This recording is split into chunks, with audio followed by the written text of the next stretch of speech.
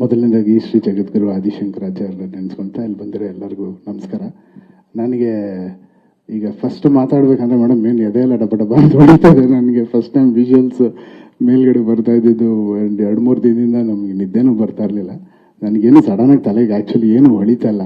ನನಗೆ ಫಸ್ಟು ಹೇಳಬೇಕಂದ್ರೆ ನಮ್ಮ ಅಣ್ಣ ಡಾಕ್ಟರ್ ಶಿವರಾಜ್ ಕುಮಾರ್ ಅಣ್ಣ ಅವರಿಂದನೇ ಈ ಸಿನಿಮಾ ಆಗ್ತಾ ಇರೋದು, ಎರಡನೇ ಮಾತೇ ಇಲ್ಲ. ಇಲ್ಲಾಂದರೆ ನೀವು ಹೇಳಿದ್ದು ಯಾವ ಪ್ರಿಪ್ರೇಷನು ನಾನು ಮಾಡ್ತಾ ಇರಲಿಲ್ಲ. ಯಾಕಂದ್ರೆ ಅಣ್ಣ ನೀನು ಮಾಡು ಅಂದಮೇಲೆ ಅಷ್ಟು ಮಹಾನ್ ವ್ಯಕ್ತಿ ಒಂದು ನನಗೆ ಜ್ಯೋತಿ ಅಂಟಿಸಿದಾರಂದರೆ ನಾನು ಎಷ್ಟು ಸೀರಿಯಸ್ ಆಗಿ ತೊಗೊಬೇಕು, ಅದನ್ನ ಹೆಂಗೆ ತೊಗೊಬೇಕು ಅನ್ನೋದಕ್ಕೆ ಅದೊಂದು. ಅಲ್ಲಿಂದ ನೆಕ್ಸ್ಟು ನಮ್ಮ ರಮೇಶ್ ರೆಡ್ಡಿ ಅಣ್ಣ ಅವ್ರಿಗೆ ಎಷ್ಟು ಹೇಳಿದ್ರು ಕಮ್ಮಿ ಮೇಡಮ್. ಯಾಕಂದರೆ ಅವ್ರು ಇವತ್ತಿನ ದಿನದವರೆಗೂ ದುಡ್ಡಿನ ಒಂದು ಪೈಸಾ ದುಡ್ಡಿನ ಮುಖನೂ ನೋಡಿಲ್ಲ.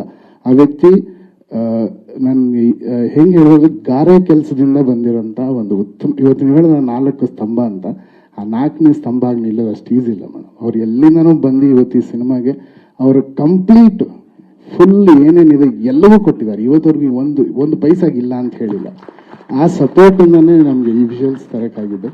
ಅಲ್ಲಿಂದ ನಾನು ಉಪ್ಪಿ ಸರ್ ಹತ್ರ ಹೋದೆ. ಉಪ್ಪಿ ಸರ್ ಅವ್ರು ಸುಮ್ಮನೆ ಹಿಂಗೆ ನೋಡ್ತಾ ಇದ್ರೆ ನನಗೆ ಅವ್ರದ್ದು ಎಲ್ಲ ಸಿನಿಮಾ 25 ಸತಿ 30 ಸತಿ ನೋಡಿದ್ದು ಬರೀ ಅದೇ ನೆನಪು ಬರ್ತಾ ಇದೆ ನನಗೆ. ಅವ್ರು ಫಸ್ಟ್ ಡೇ ಕೂತ್ಕೊಂಡು ಮಾತಾಡ್ಬೇಕಾದ್ರೆ ಅವರು ಚೆನ್ನಾಗಿದೆ ಗುರುವೆ, ಮಾಡೋಣ ಗುರುವೆ ಅಂದ್ರಲ್ಲ, ಅದೊಂದು ದೊಡ್ಡ ಆಶೀರ್ವಾದ ಆಗೋಯ್ತು.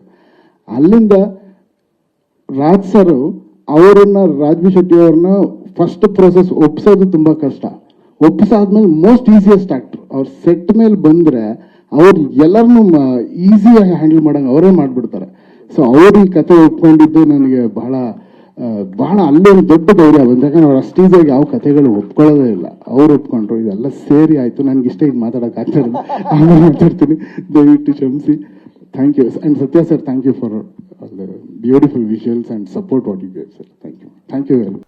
ಫೇಸ್ಬುಕ್ ಮತ್ತು ಇನ್ಸ್ಟಾಗ್ರಾಮನ್ನು ಫಾಲೋ ಮಾಡಿ, ಯೂಟ್ಯೂಬ್ ಚಾನಲನ್ನು ಸಬ್ಸ್ಕ್ರೈಬ್ ಮಾಡಿ.